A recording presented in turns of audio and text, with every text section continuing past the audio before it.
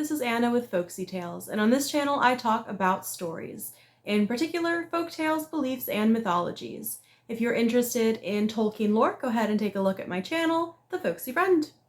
Today I am talking about a Finnish fairy tale called The True Bride, or as it is otherwise known, the story of Ilona and the King's Son. Once, in an old farmhouse, there were two orphans, a brother and sister, and their names were Osmo and Ilona. And by the time it came to be owned by Osmo, the farm wasn't doing so well. It really wasn't producing crops, and he was finding it very, very difficult to scrape by a living to provide for himself and his sister. And so one day he went to Ilona and he told her that it was time for him to leave. He had to go seek work somewhere else in the world. That way they could at least try to have a better life. And she agreed and she supported him. She told him that she would protect the farm while he went out to find work. Osmo promised his sister that he would return as soon as he had a good amount of money set aside for them to get a new home. And then he set out and traveled far and wide across the land. Eventually, he found work from the king's son, being a shepherd to the flock of sheep that he owned. And because the king's son was around the same age as Osmo, he would come down while Osmo was working, and the two of them would talk, and they became somewhat friendly. One day, Osmo was talking about his sister, and he described her as the most beautiful young woman that he had seen in the world, despite all of his far and wide traveling. And curious about this, the prince asked what Ilona looked like. So Osmo drew a picture of his sister, and the prince immediately fell in love with the beautiful sight, and he told Osmo that if he would bring his sister here, the king's son would marry her. Of course, Osmo rushed off immediately, but this time, instead of taking the very long path across the land, he bought a boat and took that to sail across the water and get home faster. When he returned to the old farmhouse, he told Ilona that the king's son was interested in her, and he expected her to be just as excited as he was. But she wasn't. She told him that she didn't want to leave her family farmhouse. Their family had been there for so long, she just couldn't imagine a life away from it. He tried to persuade her that living in the castle would be a much better life than living in this derelict old house, but she told him that she could not bear to leave until the grindstone that their fathers and forefathers had used to grind down their meal was broken. And eventually Osmo realized that she was pretty serious about this. And so while Ilona was busy, Osmo snuck over to that grindstone and he broke it into pieces and then carefully reassembled it so it looked like he hadn't touched it. Of course, the next time Ilona went to use the grindstone, it just fell apart. And so Osmo told her, well, grindstone's gone. Let's go. Let's go to the castle. The prince is waiting. But she told him, no, it's not just the grindstone. There's also the beloved spinning stool that our mothers have used for generations to spin flax for the family. I couldn't possibly leave until it's broken down too. And as before, while Ilona was distracted, Osmo went over to the stool, broke it apart, and then reassembled it. So the next time poor Ilona sat down, the whole thing broke under her. Then she told him that it wasn't just the stool. She also had the beloved mortar and pestle that had been used for generations in their family. And as you might expect, Osmo did a little trickery there too. So the next time Ilona went to use it, the whole thing crumbled beneath her hands. At this point, I have to start to wonder why Ilona's not a little suspicious that she named something and then it breaks, but she really trusts her brother. Next, she said that she couldn't possibly leave until the doorsill that generations of their family had stepped over was so fragile that it would break apart just being touched by her skirt. So Osmo went and sabotaged that as well. The next time Ilona went and stepped into the home, her skirt brushed against the door and the door sill shattered into pieces that went flying. Finally, Ilona said that clearly the house was not meant to be for her any longer, and she agreed to leave. She packaged up all of her best clothing, put it in a box, put the box in the boat, and then called for her beloved little dog, Pilka. Osmo started rowing back in the direction of the castle, and not too much time passed before they came across a piece of land where there was a woman standing there and calling for them, waving her arms, trying to get their attention. And as they came closer, she began to yell that she needed help, and she asked them to take her on the boat. So Osmo turned to his sister and asked if they should stop. But Ilona said, "No, we don't know her. We don't know what she wants, who she is. She could be evil for all we know. Let's not stop."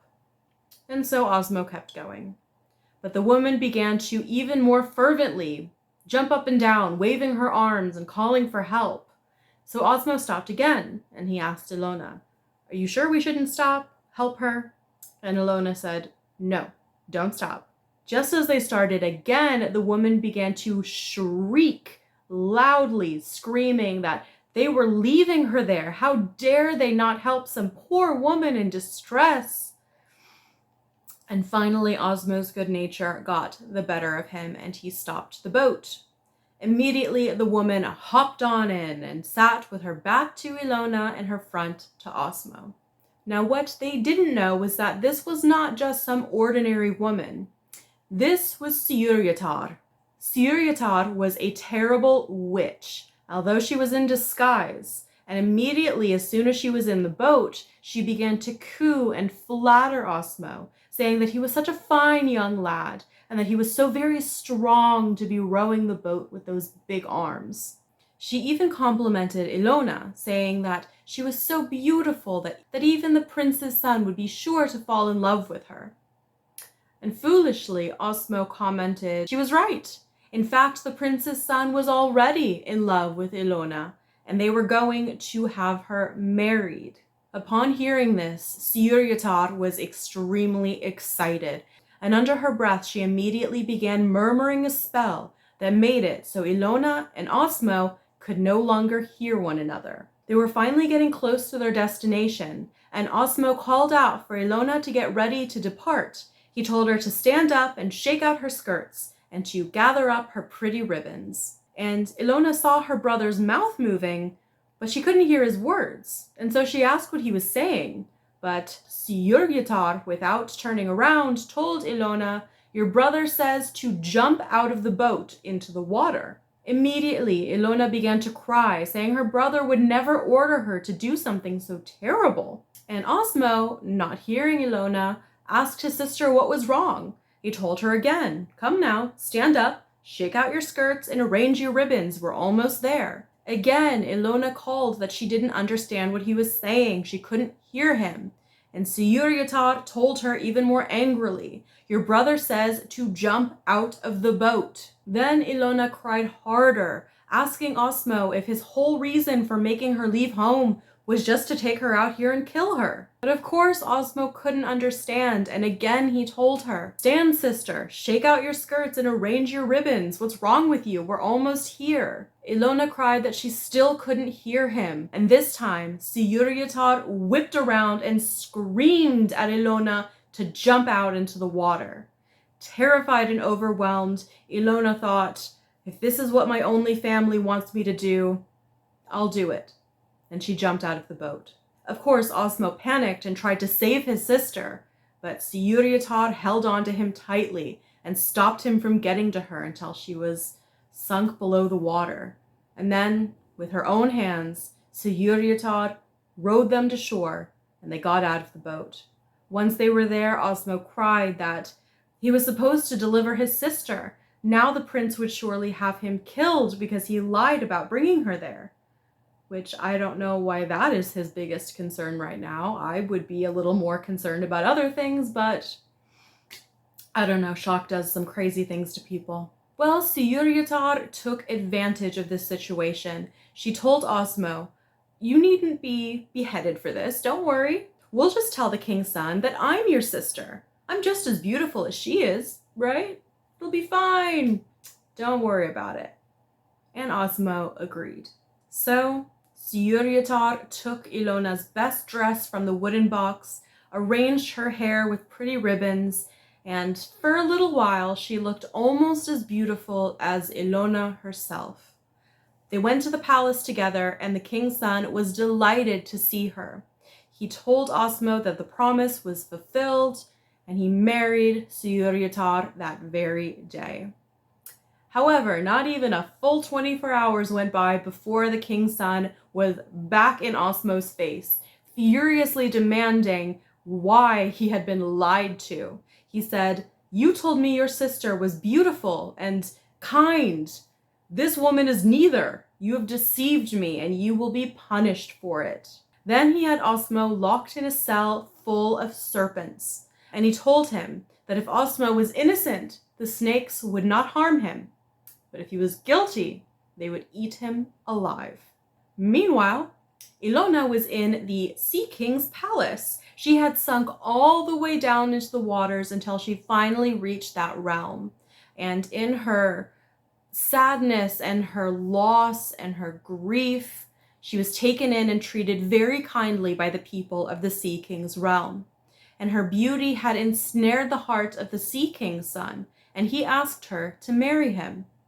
But she didn't even hear the words. She was so beside herself with grief, all she could do was beg to be returned to the surface. She wanted to see her brother again. The people below the sea told Ilona that Suriatar had married the king's son, and her brother had been fed to serpents. There was nothing left for her on land. But still, she begged and pleaded with the Sea King to let her go up one more time.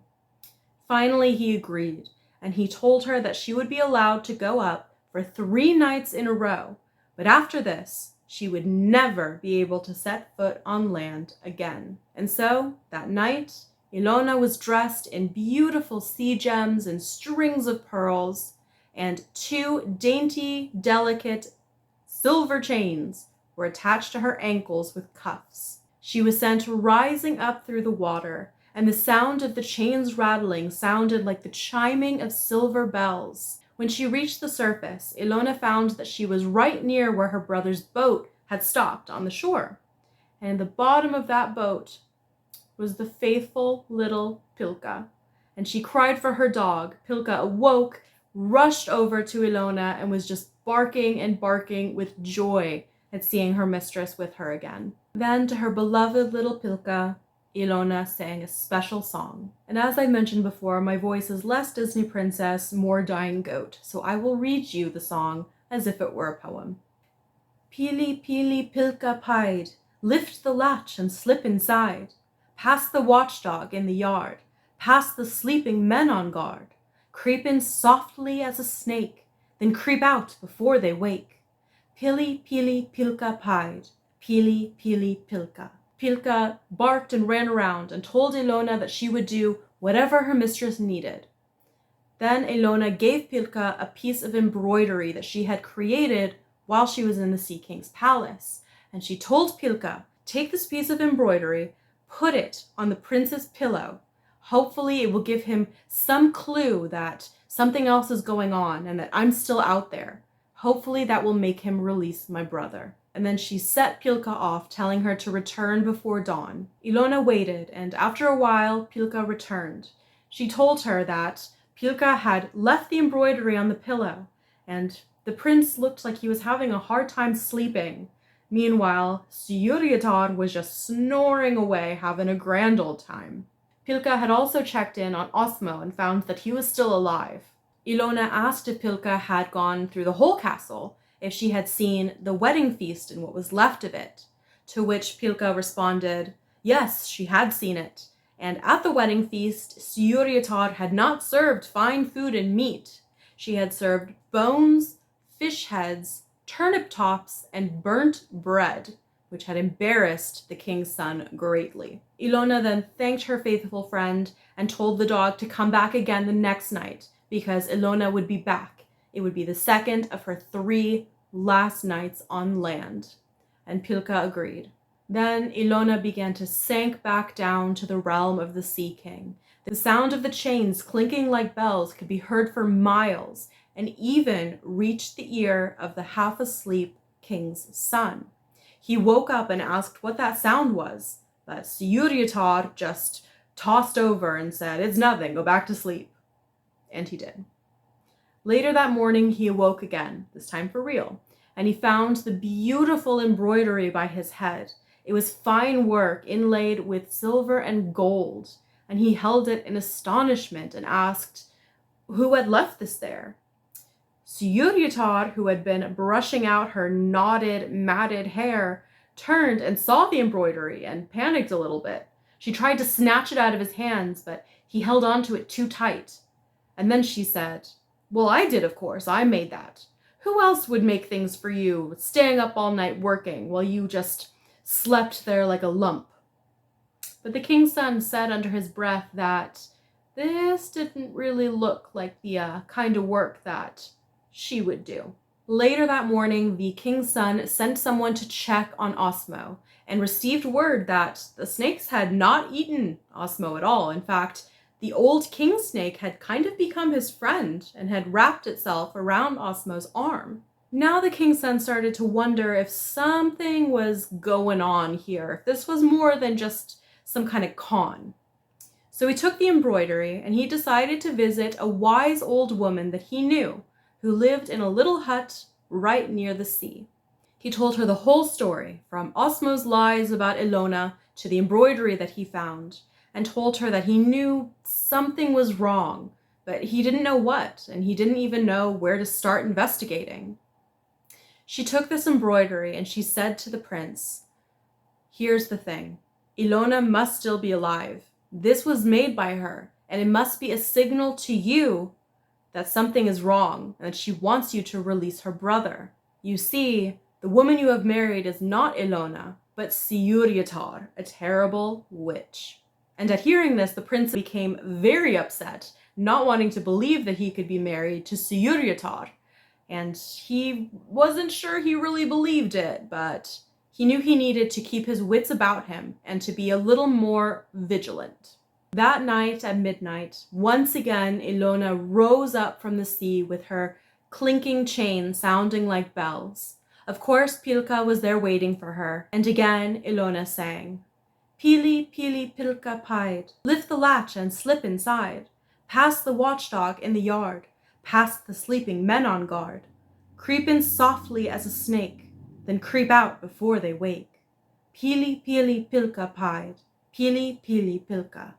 Then she gave Pilka a beautiful embroidered shirt that she had made. It was even more beautiful than the embroidery, but was also stitched using gold and silver thread.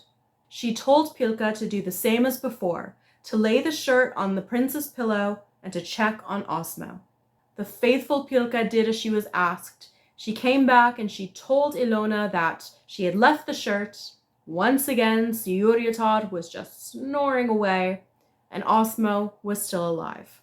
As dawn came, Ilona thanked Pilka for all that she had done and told her to return again the next night, for that was the last night Ilona would be able to see her. Pilka howled in sadness, but she agreed that she would be there, and she would be there to say goodbye to her mistress. Later, when the king's son awoke, he found the beautiful shirt, and it was of such fine quality that he even thought he was dreaming for a minute.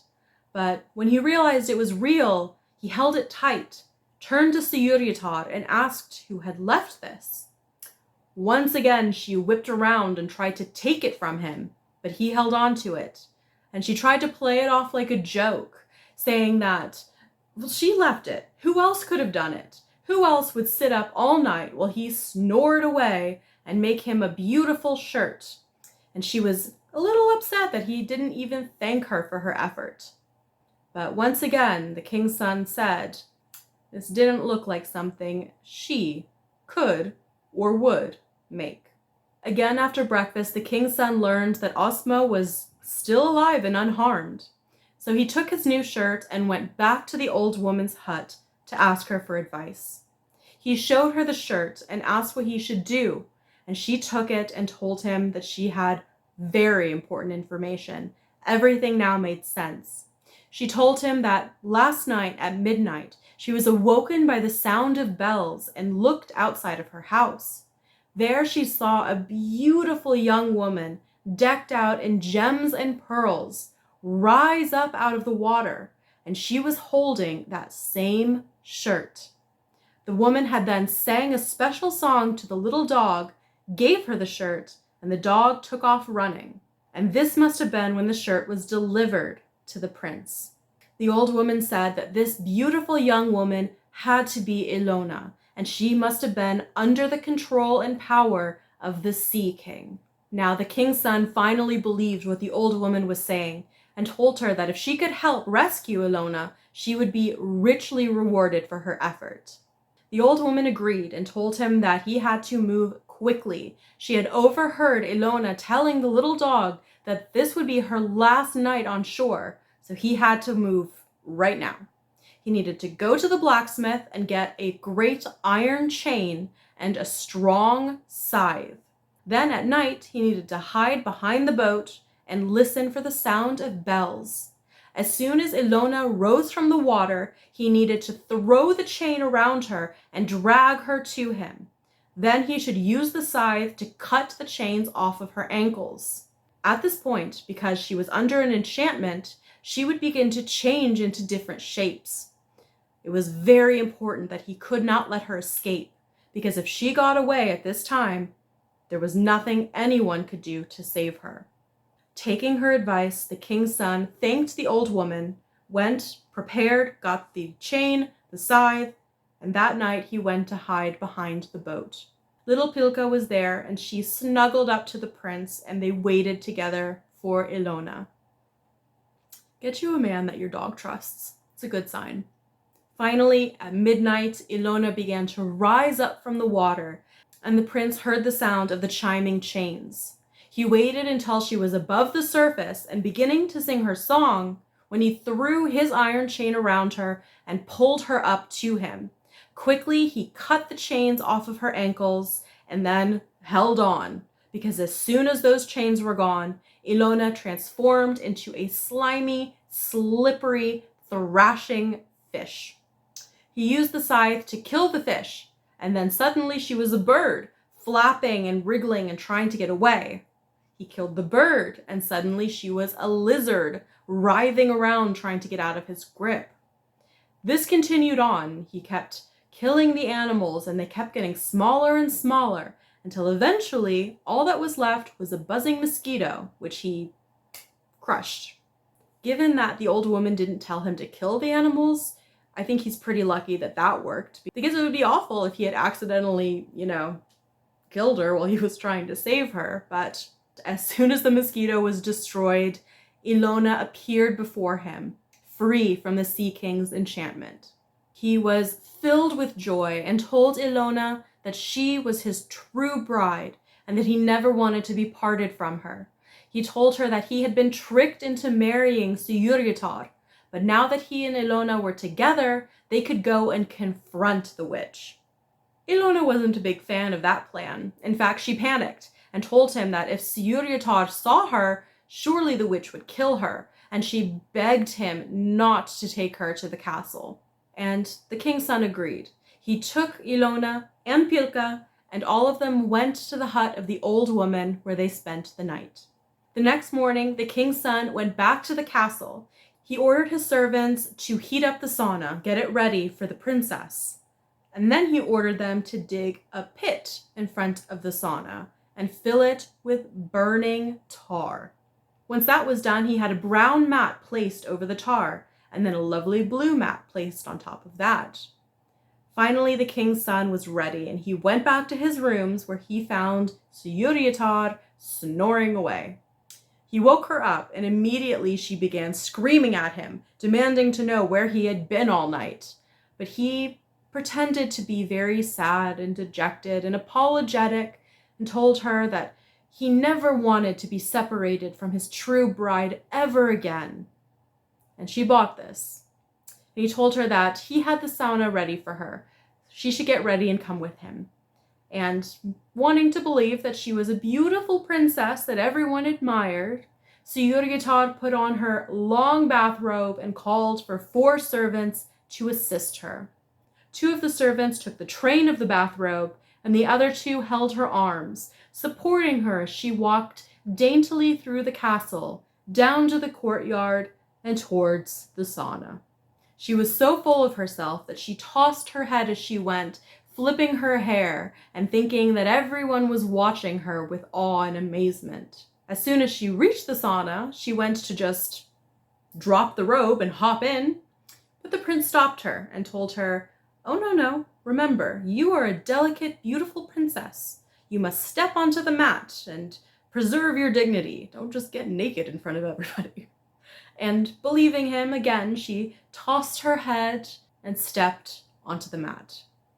Immediately she fell into the burning tar, and the king's son locked the door behind her so she could not climb her way out, because, as he knew, the only way to destroy Suryutar was for her to burn to death.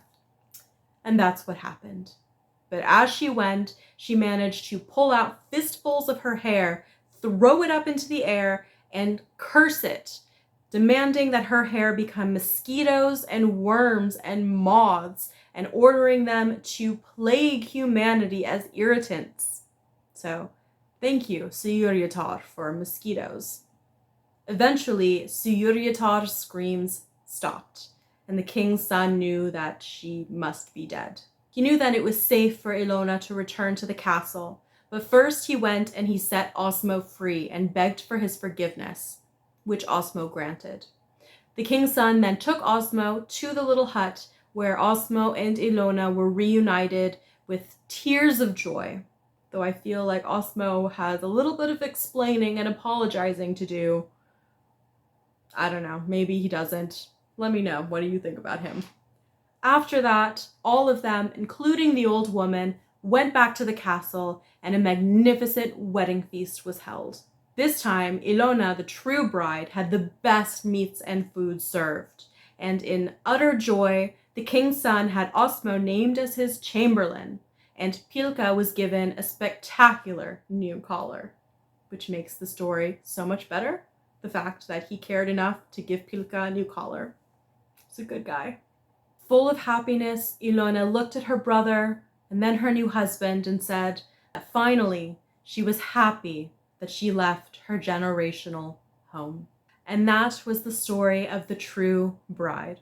As is the case with some of these other Nordic tales, I can't really find a lot of information about them. That's in English, at least. But I'll give you my thoughts. I loved this story. I thought Ilona was wonderful as a protagonist. It immediately reminded me of, was it Book of the Kells? I don't think it was Song of the Sea. I think it was Book of the Kells. But there is a song called Pangarban where a cat is sent in to perform a task for someone. And that immediately reminded me of the song for Pilka. And it was just this lovely little connection. There were also definitely other kind of fairy tale themes, I feel like, in here. There was like a Little Mermaid type thing going on with the 3 days on land and the Sea King and his whole thing about land. And then we have the wise woman versus the witch. Though, honestly, I can't say that if I was Suryutar, I wouldn't take advantage of the situation. Let me know what you think the moral is here. Was Osmo in the wrong for presenting Suryutar as his sister? Clearly, Ilona is the victim, and the prince is our hero, but I kind of wonder what we're supposed to think about Osmo. If he's supposed to be a victim or more of a villain. Or maybe neither, he's just part of the story. I have a feeling that the meaning is something along the lines of the truth will out, you know? Secrets and lies will always come to the surface. Come to the surface, like Ilona. Just thought of that. That's kind of what I think, but I'm not sure. I don't know, maybe there's more to it that I'm just not seeing, because I'm very tired. So let me know what you think. Let me know if you see other meanings to this story and just your general thoughts about it. Let me know if you love Pilka as much as I do, even though she's a fictional little dog. Thank you so much for spending some time with me here today, and I will see you next Wednesday when I have a Celtic legend about a water horse. Thanks again, and I will see you next time.